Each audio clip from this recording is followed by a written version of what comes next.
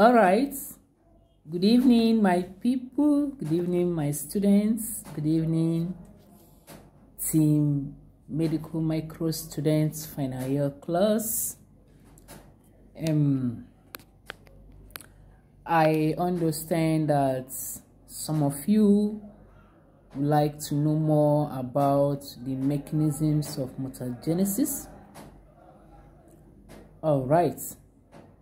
So I believe that you truly understand what mutagenesis is and how it's differentiated from mutation, and that you also understand the biochemical characteristics of mutagenesis and functional characteristics of mutagenesis.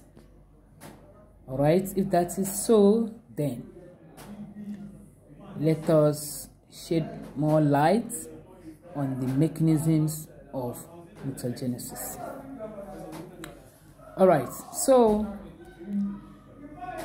basically, when we talk about mechanisms of mutagenesis, it is important that you understand three major reasons why mutagenesis takes place. And when you get the reasons, then you will actually flow. It becomes easier for you to actually understand the mechanisms of mutagenesis. Before I proceed, let me just refresh our memory. What is mutagenesis? All right, so in a simple terms, I will explain that mutagenesis is a process of change in DNA of organisms. It could be that of bacteria, it could be that of fungi, it could be that of parasites, it could be that of virus. But important thing there is that there is change in DNA sequence of an organisms, which will result into mutation.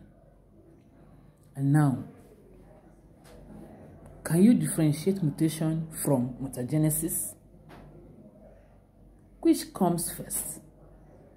Of course, without mutagenesis, which is the process, there will be no mutation, which is the outcome. Is that clear? Yes, it sounds simple. So, the process of getting DNA of an organism being changed to lead to mutation is what we call mutagenesis. Now, what is mutation?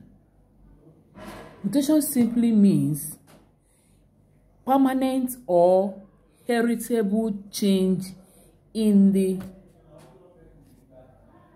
DNA material of an organism, which will do what? Which will result to alteration in the protein function.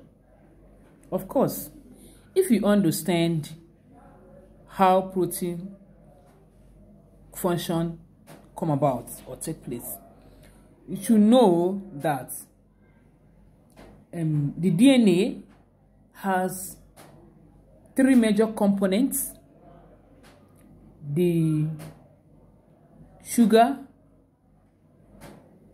backbone, the phosphates, then the nitrogenous bases. So these nitrogenous bases are the nucleotide. From you want to define DNA, you define it as deoxyribonucleotide, all right, acid, DNA. So the sugar weight is the deoxyribose. Then the nucleotide is the nitrogenous basis. Then the acid. You get? So now, when the nitrogenous basis, when there is change in the sequence of nitrogenous bases, of course, there will be change in protein function, because we talk about protein. Proteins are made up of amino acids, and it's this nitrogenous bases that serve as building block for the amino acid. Okay, nitrogenous bases come together, form amino acid. When we join 2-3 amino acids, we have our protein. So it's clear now, right? Now, going into what I'm about to talk today, which is the mechanism of mutagenesis. You see that you have to first of all grab the meaning or the explanation of the process and the outcome, which is mutagenesis and the mutation. Now, as I mentioned earlier, that mutagenesis occurs due to 3 reasons. One is this: when there is error in replication of DNA, there will be mutation. That is mutagenesis that will lead to mutation. 2, when there is DNA damage, it will definitely lead to mutagenesis. 3, when there is error in the laboratory technique, it will lead to mutagenesis. All right, so now the mechanisms of mutagenesis, whether it's as a result of error in DNA replication, correct error leading to DNA damage, or as a result of laboratory technique, whatever be the reason, the mechanisms are generally categorized into 2 categories. We have the endogenous mechanisms and exogenous mechanisms. Now, for the endogenous mechanisms, we'll talk about endogenous. What does it entail? It means that the mechanism is as a result of internal causes or origin. Okay? No external factor is attributed to it. That is endogenous mechanisms. Then we'll talk about exogenous mechanisms. It means having external cause or origin. You get that? So now, let us look at endogenous mechanisms, which is as a result of inbuilt or internal factors within the DNA. All right, so the endogenous mechanisms, they result due to, let me say, 6 factors. Yeah. So the first one is error in the DNA replication. So let me explain. Of course, to understand DNA replication, I told you people in the beginning of the class, the course, that you cannot talk about microbial genetics without basically understanding the DNA replication process. Replication, translation, transcription, all these form the dogma. Yeah, molecular biology, dogma of molecular biology. So, talking about replication, what do we mean? Process whereby DNA replicates, okay, or produces itself, replica of itself. If it's a human or animal concept, we'll say reproduction. All right, so DNA replicates itself, it doubles itself, it duplicates itself, having the exact copy of the parent DNA. Yeah, that's replication.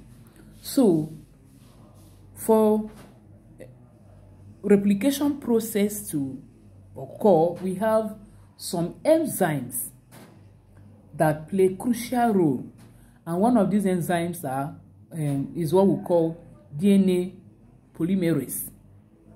Now, our body possesses low and high fidelity DNA polymerases.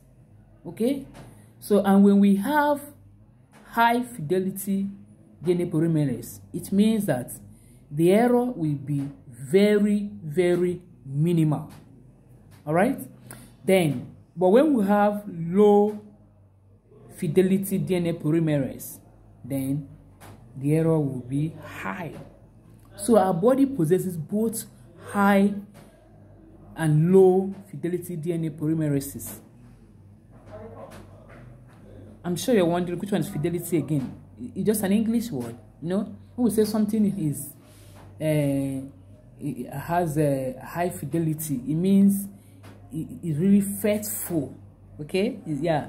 So it is serious or very faithful to the cause that is attributed to. So, but then, despite how high fidelity the DNA polymerase is and how it results to low error rates, there is still an atom of error that exists, and this error is seen like 1 in 1 to 10 raised to power 6 to 1 in 1 to 10 raised to power 8 base substitution per cell per generation. Aside that, there is also error due to replication slippage at repetitive sequences, which can lead to insertion or deletion. You see, so no matter how, error must be there. Okay, so and when there is error in DNA replication, then there will be mutagenesis that will lead to mutation. And when these errors are not repaired before the next round of replication, mutation will occur. Then the second one is error in DNA repair mechanisms. So that is to tell you that there must be a DNA damage. But then the good news is that when there is DNA damage, there is opportunity for DNA repair. So there are majorly 6 DNA damage responses that are responsible for sensing DNA damage or error and the promoting repair.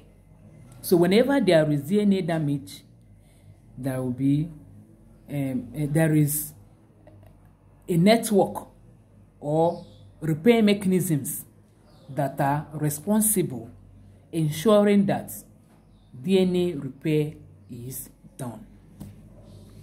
I'm sure this area is what is scaring you people. People don't want any of this area to come in your assessment, and because I'm sure you must have come in contact with those small names you assume to be very big and confusing, but they are not. So let me make it clear to you. Now, for this error in DNA damage, there is a network of DNA repair system that ensure that whenever there is DNA damage, they will respond to promote repair. And I think we have about 6 of them, 6 DNA damage responses that are responsible for sensing DNA damage or error and the promoting repair.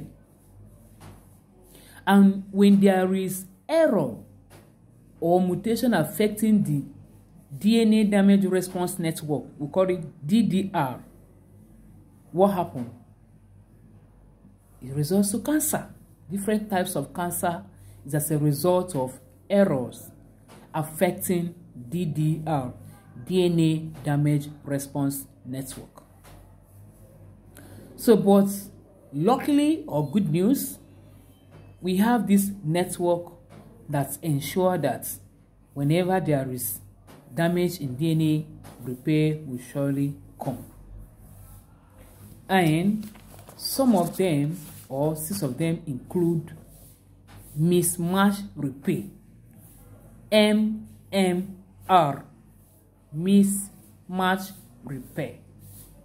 Another one is base excision repair, BER, base excision repair. Another one is nucleotide excision repair. Did you notice the difference? We talk about base excision repair. It means it's targeted to a particular base pair. Are you getting it? Base pair, nitrogenous base. Could be adenine, guanine, cytosine, thymine. Okay? But we talk about nucleotide excision repair. That is correct nucleotide. That set of sequence. Okay? So don't get it confused.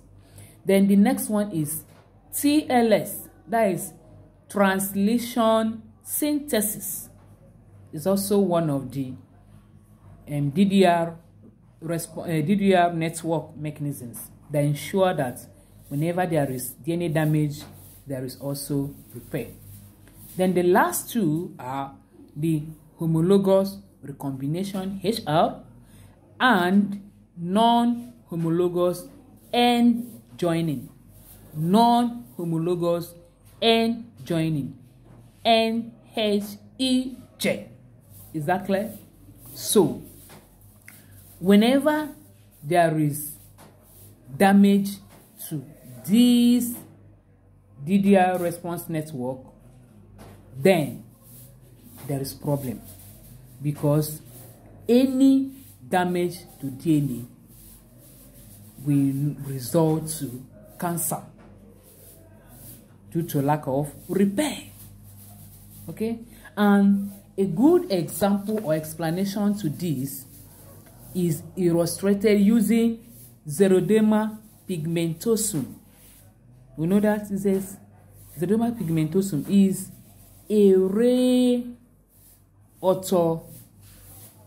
homologous autosomal DNA. Is recessive though skin disorder that makes persons to be highly prone to developing skin cancer. This condition is caused by mutation in the nucleotide excision repair pathway. Are you getting it now? So, when there is disruption or error or damage affecting NER, nucleotide excision repair pathway, then one is prone to have skin cancer resulting from xeroderma pigmentosum. This skin cancer is as a result of build-up of ultraviolet associated damages. Then the third endogenous mechanism is what we call spontaneous base deamination. Spontaneous base deamination. Base deamination is when a nucleotide base loses amine group that effectively change the nucleotide. We have some major deamination reactions, like when cytosine is germinated and it changed to uracil, when adenine is changed to hypoxanthine and guanine to xanthine. We also have 5-methyl cytosine to thymine. So if these alterations are not repaired, there can be a change in DNA sequence. Then the next one is, that is the fourth endogenous mechanism of mutagenesis, is what we call oxidation DNA damage. Oxidation DNA damage. When we talk about oxidation, what comes to our mind? Addition of oxygen, oxidation, okay? So reactive oxygen species, which we call ROS, are byproduct of electron transport chain and other cellular processes in normal cell physiology. These ROS, which is reactive oxygen species, serve as essential cellular functions, okay, which include redox signaling, immune defense. But then high quantities could lead to cell damage and its DNA. So when we have excess ROS, then there is associated disease such as Alzheimer's disease, even cancer and heart failure. Then the fifth endogenous mechanism is what we call base methylation.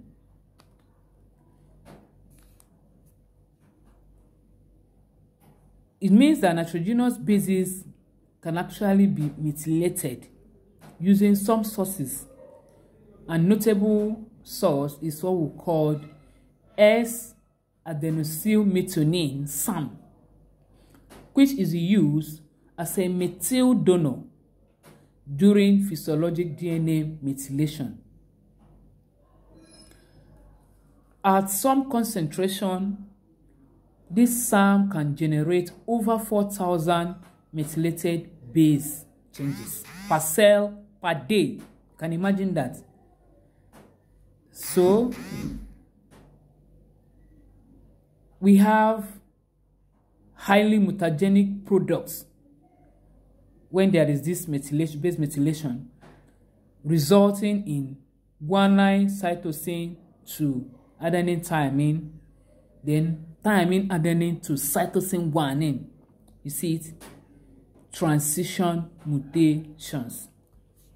Then the last endogenous mechanism is what we call abasic sites. Abasic sites. Abasic. Or some can pronounce it as abasic because it is coming from the basis, meaning absent. There is no base is being removed. All right, so the base could either be purine or pyrimidine. So when it's purine, we call it a purinic site. Then if it is pyrimidine, we call it a pyrimidinic site. So we have over 10,000 abasic sites that are made daily by spontaneous hydrolysis or DNA glycosylase cleavage. These abasic sites are unstable and commonly recovered by endonucleases. They are repaired by the TLS polymerase. And if these damaged sites are not corrected, they may result in mutagenesis. So we've seen the endogenous mechanism of mutagenesis. And out of these 6 endogenous mechanisms, the 2 of them, the first 2 I explained, are more worrisome. Then the second category of the mechanisms is exogenous mechanisms. And we have quite a number of them. As I explained earlier, that when we talk about exogenous, it means that as a result of external sources or cause or origin. So, and these are majorly from maybe laboratory technique, as I earlier mentioned, that mutagenesis comes as a result of 3 reasons: error in DNA replication, DNA damage, and laboratory technique. So we can see that for the first 2 reasons, they yield to endogenous mechanisms. Then for the last reason, we have more of them coming, giving rise to exogenous mechanisms. All right.